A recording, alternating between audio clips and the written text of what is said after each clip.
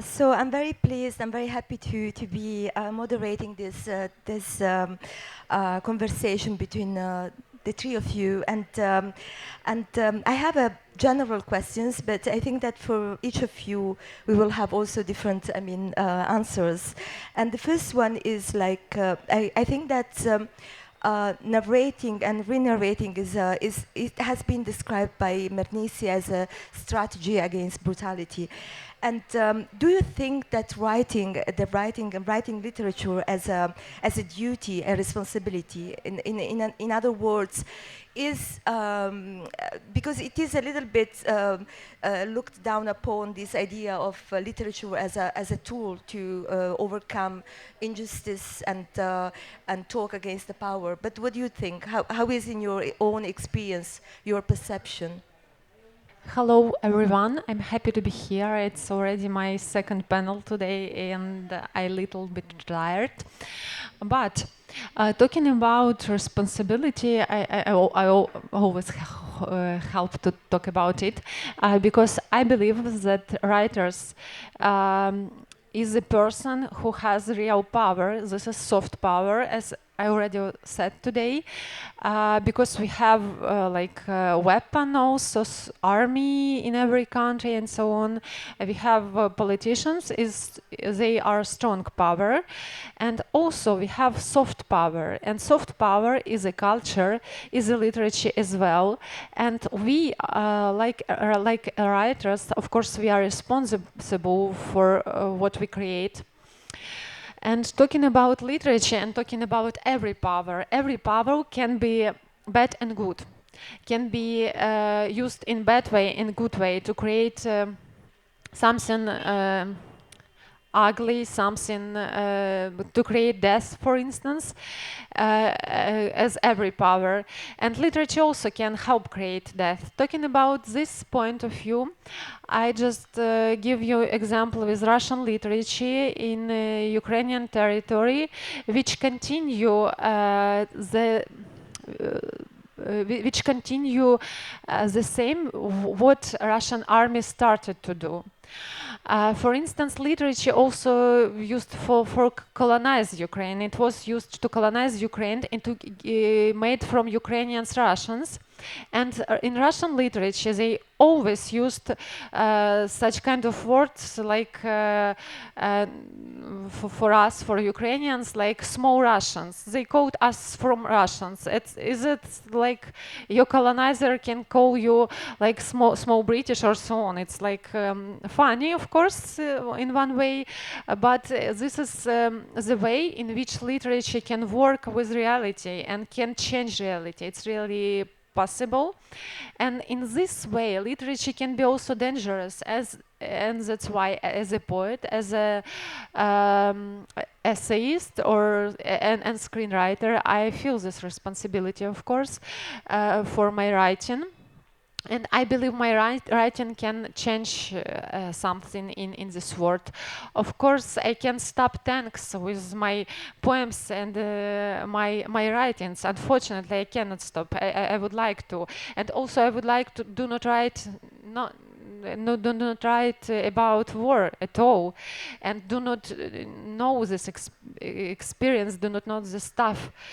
But now I'm in a situation when I can name you lots of Russian weapons which they use in my country, and this is really interesting things because they called their weapons using plant names, and in my garden I have lots of plants which called like their weapons, and this is really strange situation, and I also wrote about it in my poetry. I use words to resist and to help people like me to help to resist in this war, and to help understand who we are, and to create kind of new Ukrainian identity, because during catastrophe time identity also is changing, and we need to find new words to talk about new situation, about yourself. And culture, this is base for every nation identity. And that's why I feel like I'm being a doctor which can treat yourself, treat literature, and keep health and keep cultural situation healthy. And of course, there are bad doctors. There are literatures or some writers in every literature we can help such kind of writers who can give lots of damages for people and who can hide a crime. This is main things which can literature do. Literature can show you a crime and show who is who is bad, who is good. Like in fairy tale, I'm talking just now in fairy tale like terms, but it's true because if we immerse deeply in literature, literature work like this in this term as well, and we can be really careful with this, and as writers we should be responsible for our writing, and we shouldn't use propaganda approach which to colonize nations and to hide a crime. We need to call the situation. If it's war, we should call it war. It's not a conflict at all. It's war, and war in Ukraine is genocidal. If Russia create the people deportation from Ukraine to Russia, Russia deported lots of, like, this is already a huge amount of children deported to Russia without their parents, and we cannot call this as Russia call it try to explain that they want to help these children by they took them from their parents. It's not helping at all. This is deportation, but not evacuation. They call it evacuation. And also literature, also words can hide this crime. And that's why I believe that every writer and every person who can say some words, who can use the language, every person and writers in the first the person who should be responsible for words, for language, and for story which we create here. Thank you. In times of crisis, there is a decision to be made by many people, artists too, because the word crisis, which is a Greek word, in Greek it has two meanings. It means the culmination of a negative situation, a situation that has reached a point of dead end and of no return that is always difficult. And it also means judgment and decision. So these two meanings that are incorporated in this one word, crisis, they appear in times of war, as Lyuba was saying about, Lyuba was talking about the decision that a creative person has to make of how to react and how to create in these times. Of course, the identity of the artist and the identity of the citizen or of the activist don't always coincide. I don't like very much to combine the word duty with the word art. As artists, I like to connect it with the word desire, because the artists don't do what they have to do, they do what they want to do. But in situations like crisis, maybe these two things also coincide, because by being a very sensitive observer, a very special observer, the artist, the poet, can also be a very special witness to what is happening and report from places that are very difficult to access. I don't mean literal places only, I mean metaphorical places as well.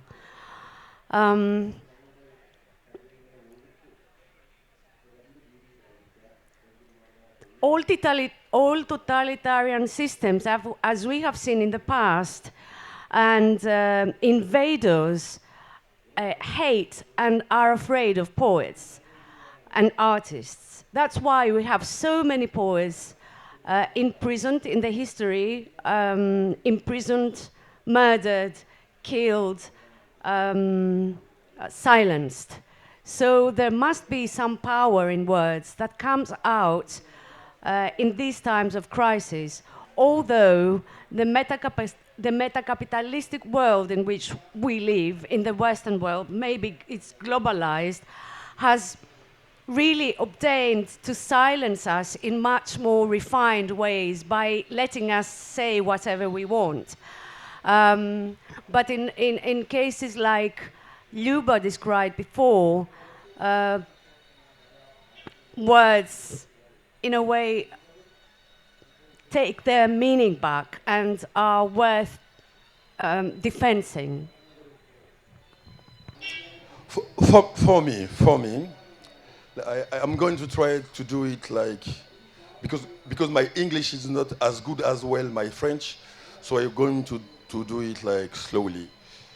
For me, it is obvious that words have power. Obvious. It is a basical. Words have power because words structure thoughts, and thoughts structure action, and so it is obvious, and that go on the both direction of good or evil. That is obvious.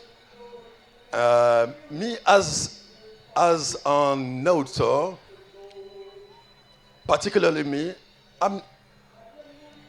I am responsible for one thing only, on my point of view. I am responsible of what I want to write, what I want to say to the world, and how I'm going to say it. Being the most sincerely, personally possible. You know, this is my job. And it stops there.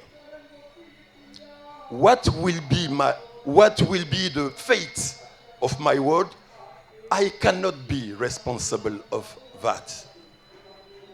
Because people, they take the word you give them, and they do whatever they want with the word you have given them.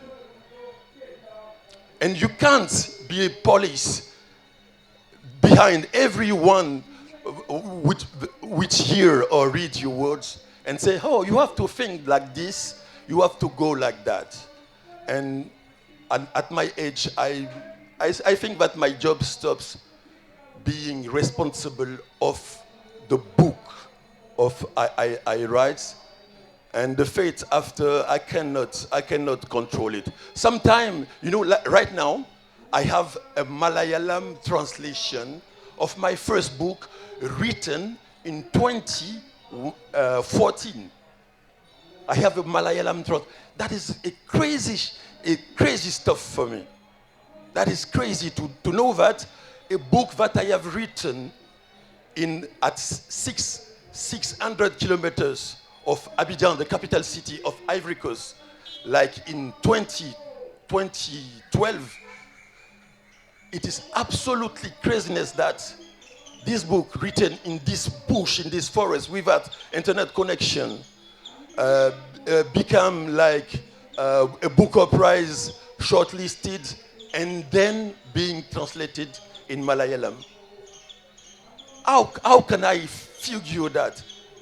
So I have to be like, I am like very humble with what I write, but I am very full of hope.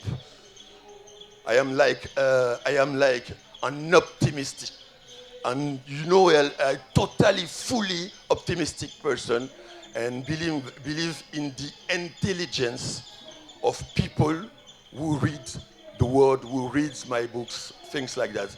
And as an African, I am permanently in a colonization statement. I am permanently in crisis. I am permanently in you know, I am under the domination of peoples, and obviously I cannot be do like I can't see that. So all the things you relieve as an author, you know, they interfere obviously in what you write, and my responsibility stop. Really, the frontier stop there. Yeah, the reception is something that you cannot control, and maybe will have also different outcomes. And but about the margins, you were saying, Lyuba, about really contesting when we speak about margins and hidden stories, is really to contest the official story that we are giving, and so it is somehow also the way that. Memory reconstructs also the story. Today I was thinking about I worked for many years in Italy and with migrants that were coming from the sea and from the desert, and translating their words, and it was very difficult sometimes because in front of the commission on the authorities, people were upset. They have their own obsessions. They were always returning to the same word or maybe to the same detail. So when there is a crisis or violence or there is something, there is a way. I mean, did you find a way to write about, to find the language about this? Because, for instance, Lyuba, you wrote this beautiful, very beautiful essay about title Ukrainian as a place of safety, and you speak about aphasia, about the incapability of talking in front of the violence and the disaster and the crisis, whereas for instance, I love this way of transforming, reflecting on the idea of travel with these two Greek words, poria and aporia. No, so what does it mean traveling in a way?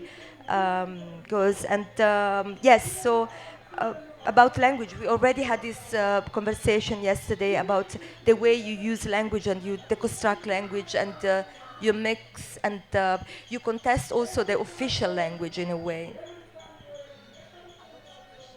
So the question is about how is it language for you, and the way you use language to recreate and to tell these hidden stories. How is it's our tool, the language, and the way you use language. And I would love also that if you speak, you can say a little bit more about how Ukrainian became this safety zone, safety language.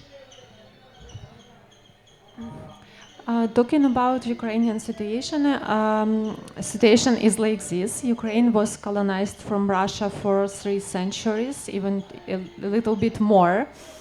And Russia made everything to make Ukrainian language disappear. The same situation was with Belarus, and Belarusian language is disappeared. Now some hundreds of people just speak Belarusian language. Also in Russia, it's not just Russians. In Russia there are 120 something nations, and lots of these languages already disappears. Some of them are endangered, and this situation, how empire can create yourself, making different nation disappear and making from them Russians.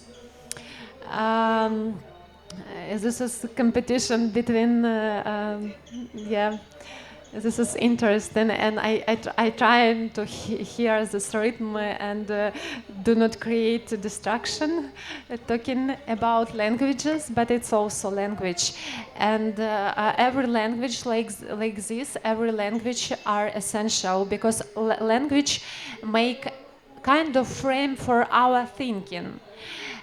For instance, in Ukrainian language, we have special words for blue and light blue. And we have two words. This is синій and блакитний. And there are research on this topic. When people have special words for different colors or different type of realities or different things, people more faster recognize these things. There are research on these colors. And the same situation with everything. For instance, in Russian language, there is expression which mean to be crazy, and I can translate it like word by words, to be without tsar in your head, to be without tsar. No, tsar, it's like king. To be without king in your head. In Russian language, it means to be crazy.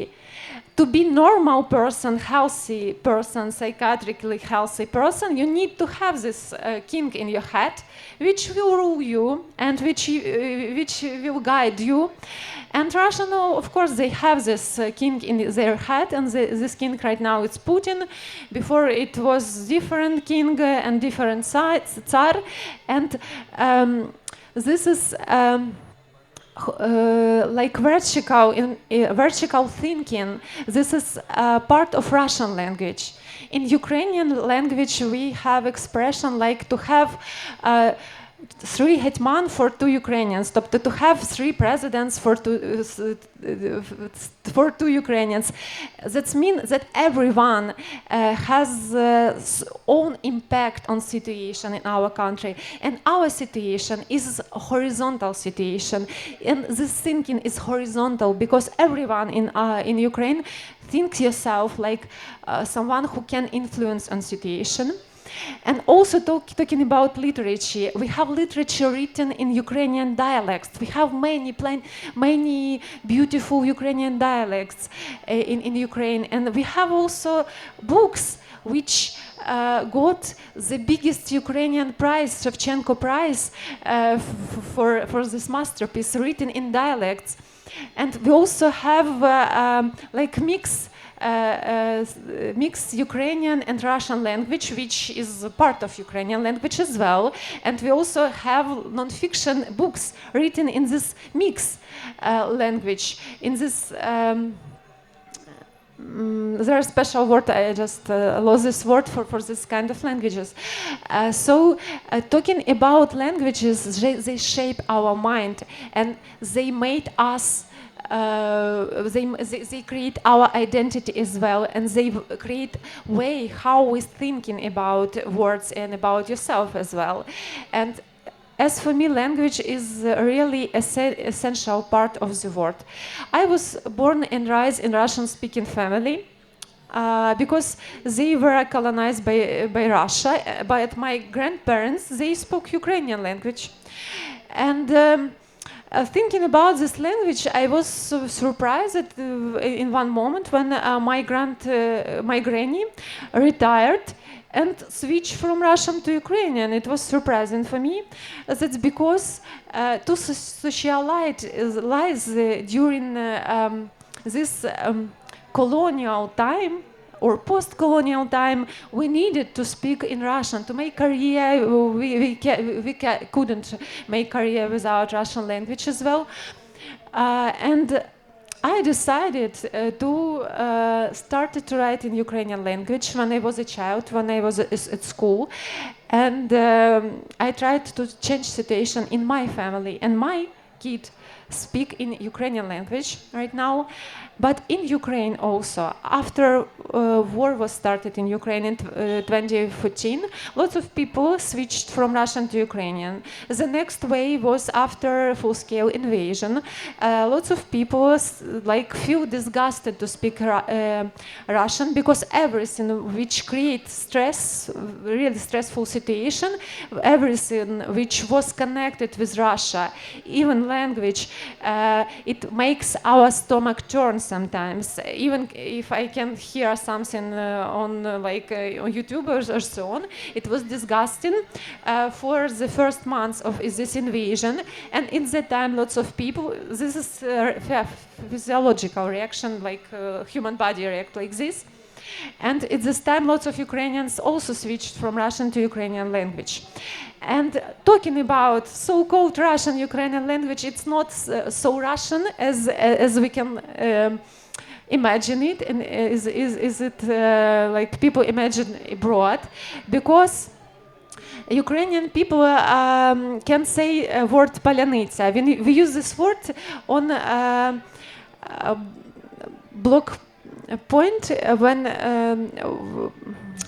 checkpoint this is a checkpoint, a military checkpoint to control occupied territories and to do not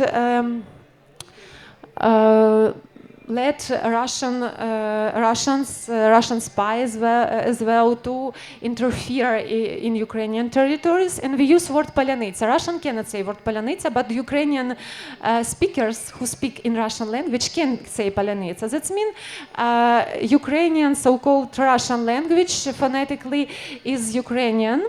And also we use in Ukrainian Russian language, use lots of Ukrainian expression.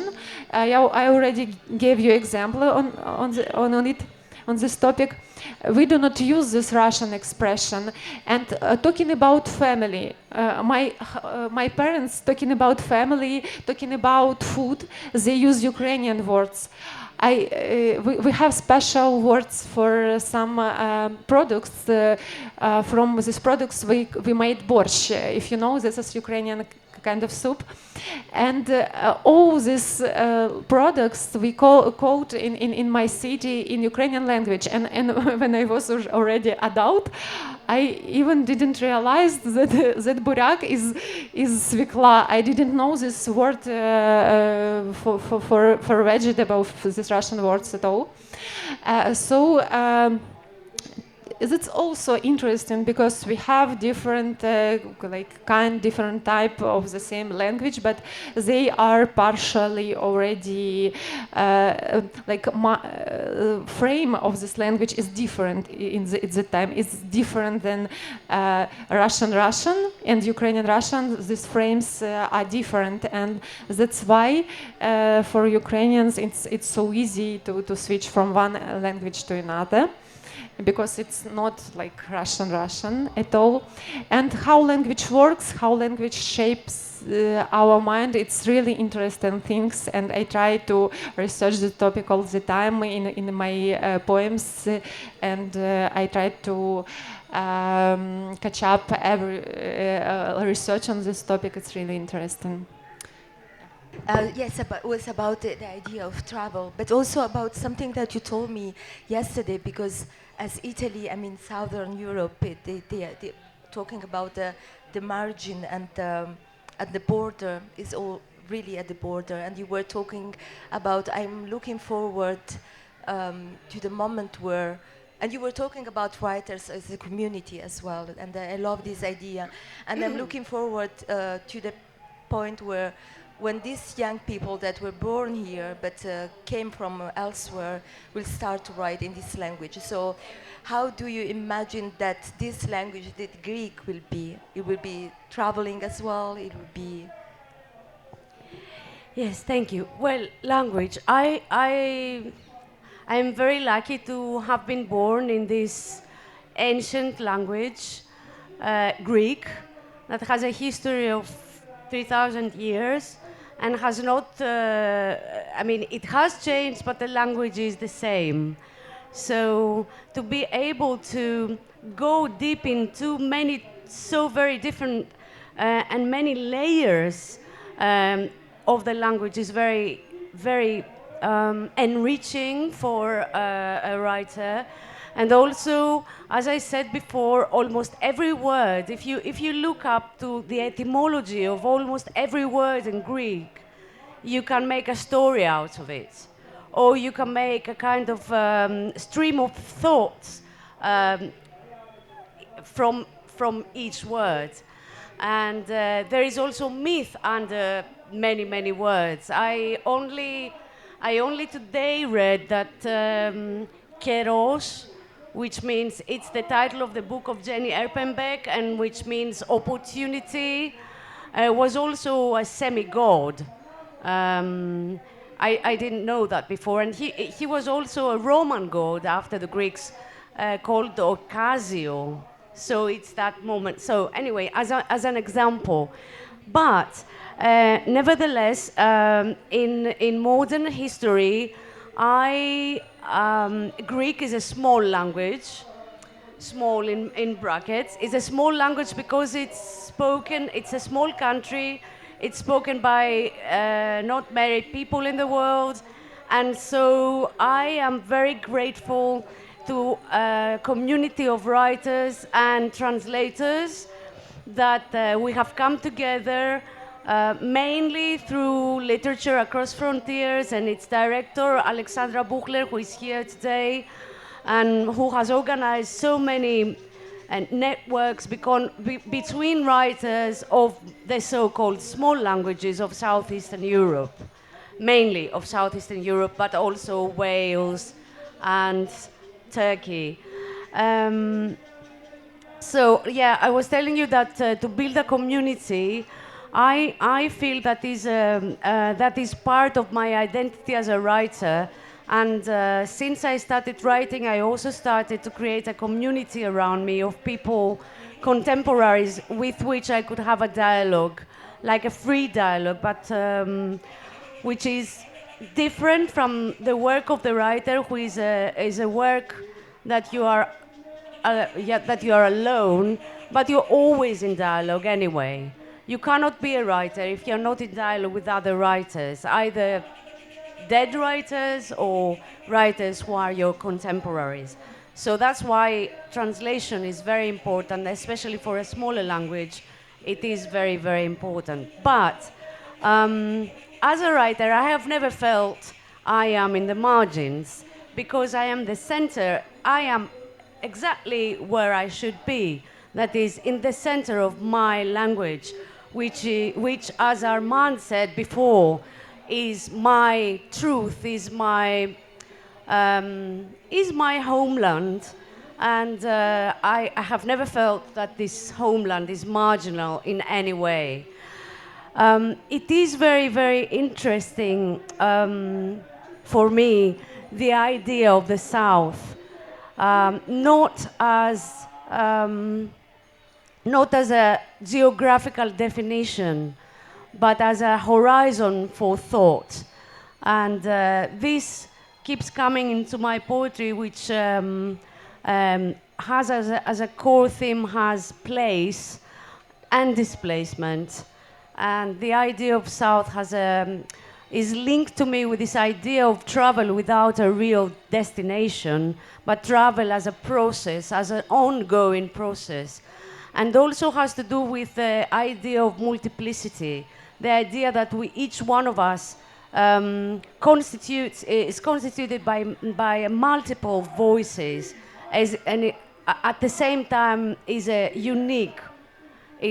And also the fact that in this poetry, in this idea of the South, the observer does not have a privileged position. So the observer, or the person who writes the poem, is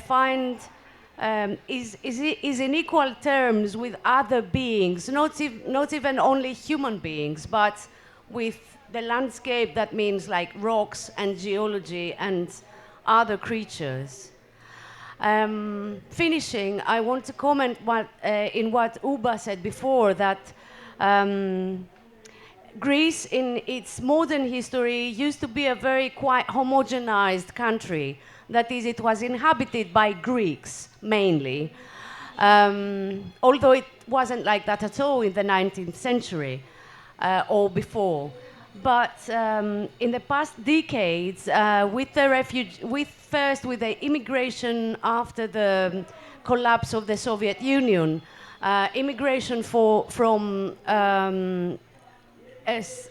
Eastern European countries, and then the refugee crisis with the Syrian war, many people from many African countries as well. They are in Greece for many decades, and their children have been born in Greece. And among my fellow writers, were saying, we are waiting for the literature that will come out of these people who are young people now. We're waiting for literature written in Greek by people who are from Africa, from Syria, because this is coming. It is almost there, and we're really waiting for this to bloom. Excellent. I have a good news for you. My father studied Greek, like ancient Greek, and he used to tell us stories only about etymology of words, and that was crazy. That was one of the things make me like the words. So, and I told you I went to Greece with my two kids in vacation, and it was truly a very interesting moment. It was the first time for me to not feel to be observed by people. It was so natural, and I have a good feeling with Greek. And what you said is absolutely brilliant. I write, think, and dream in French. That can be surprising, but it is the way it is because I am the result of an history. I can do nothing about that. In Ivory Coast, there is like 60 languages, 60 way of thinking God, 60 way of saying I love you, 60 way of living, of cultural thoughts, you know, but we choose to have as an official language the French. Morocco poets used to say, for us, French is like a war prize, you know? It's like a war prize, and we can do whatever we want with our war prize. And this is what we do. We broke this French, we shake it, we kick it, we cook it on our way, and that is a great enrichment, not only for us, but for the French people too. And the thing is, which is funny, is that all around the world, French from France represent like only 20% of French speaking in the world. Most of us French speaking people are in Africa, like 60% of French speaking people are in Africa. So we can technically say that French is an African language, and a French Academy must be moved in Abidjan, Douala, Bamako, or Ouagadougou, because this is where their fucking language is now spoken. And we are proud of our war prize. Can I ask a question, please, about your language, about your native language? Does it exist still, or what is happening with it? And is it possible to write a book on your language, native language, language of your grandparents, and so on? Impossible. We come from an oral tradition. So we don't, it is like not in Ukraine, because your language were written, you know, Ukraine is older than Russia, yes. Old, you know, and that is another civilization for us. Yeah. And it is cool. You are like your brothers of Asia and India, because every white people come from India. That is technically true. So you are the sons of the tradition of Indian people. You European, Western European, everybody come from. They say Indo-European. The language is considered Indo-European. There is a particularity in the Caucasus, but globally, in Great Britain or in Norway, there is a kind of Indian language there, and the tradition of writing a language.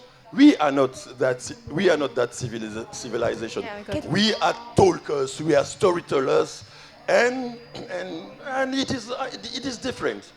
We accept that a story can be disturbed generation after the generation. Is another way of thinking. So, the writing is a colonization setup for us, and we accept that right now, and we try to use it on our way, and this is the Thank you. Also talking about Greece, actually about ancient Greece, I should say that everyone from us go to school in Greece because I'm talking about ancient Greece, of course, because European culture is based on old Greece culture. And also I should add that ancient Greece also were on Ukrainian territory. I'm talking about South Ukraine, about Crimea. We had also old ancient Greek colonies. Polis, and this is also interesting because we have lots of common, and every one of us goes to school in Greece, in old Greece, I mean, yeah.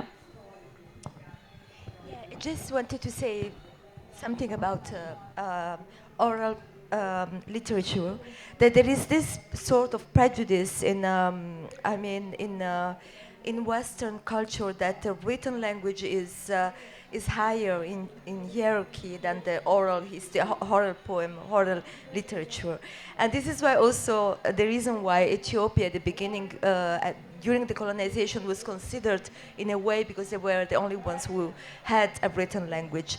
Whereas, also oral poetry is highly codified, and it doesn't memory. It is the way it is stored. It's not stored in books, but in the memory of the people. So in this society, perhaps is very different. Now we have also, recorders where we can record the voices. But for instance, in Somalia there is a huge oral tradition, and the poets, as you say, they can cause war or peace. So that the word and the poet is a very important authority in the society.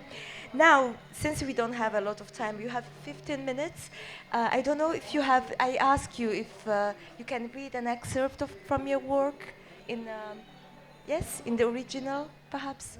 You don't have the original, don't. Who is first? Colleagues. Okay, I already opened it. This is a poem called Decomposition. We already talked a lot about languages, and during world language is changing, and I would like to, I should have write it before on one today panels, but electricity disappeared, and I didn't read it, but now I will read Decomposition. In probably part in Ukrainian language. На східному фронті без змін. Скільки можна без змін? Метал перед смертю стає гарячим, а люди від нього холодними. Не кажіть мені про якийсь там Луганськ. Він давно лише Ганськ. Лу зрівняли з асфальтом червоним. And English translation by Oksana Maksimchuk and Max Rosachinsky. Nothing changes on the Eastern Front. Well, I've had it up to here. At the moment of death, metal gets hot and people get cold. Don't talk me about Luhansk. It's long since turned into Hansk. Lu had been razed to the ground to the crimson pavement. My friends are held hostage, and I can't reach them. I can't do Netsk to pull them out of the basement from under the rubble. Yet here you are, writing poems, ideally sleek poems, high-minded, gilded poems, beautiful as embroidery. There is no poetry about war, just decomposition. Only letters remain, and they all make a single sound. Rrr. Pervomaisk has been split into Pervo and Maisk, into particles in primeval flux. War is over again, yet peace has not come. And where is my Deb Altsevo? Not poem will be born there again, no human being. I stare into the horizon. It has nerved into a triangle. Sunflowers dip their heads in the field, black and dried out, like me. I have gotten so very old. No longer Lyuba, just Ubah. Η Αλεπού. Μέσα στη δέσμη του φωτός εμφανίστηκε. Διέσχισε το δρόμο. Μια μικρή καφέ Αλεπού. Και ξανά το επόμενο βράδυ, πίσω από ένα θάμνο φευγαλέα. Και μια άλλη φορά, η ουρά της μόνο σκούπισε το σκοτάδι. Και από τότε πάλι τις πατούσες της να βηματίζουν στο βλέμμα σου. Το ζεστό γούνινο σώμα της ανάμεσά μας να σκυρτά. Πάντα σε πέρασμα, ποτέ σε στάση. «Μα ποια είσαι?» τη ρωτήσαμε. «Είμαι», είπε, «αυτό που περισσεύει».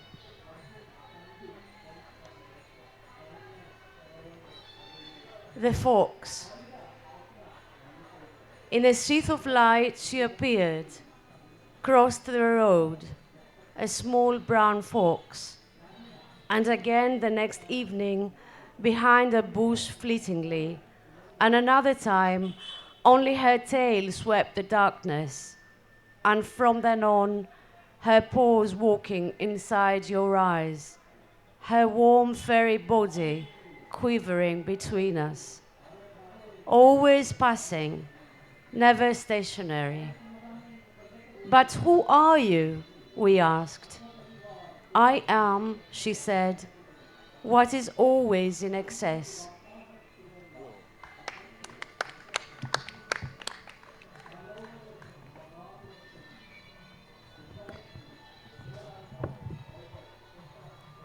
Days, weeks, I don't know when Mama left.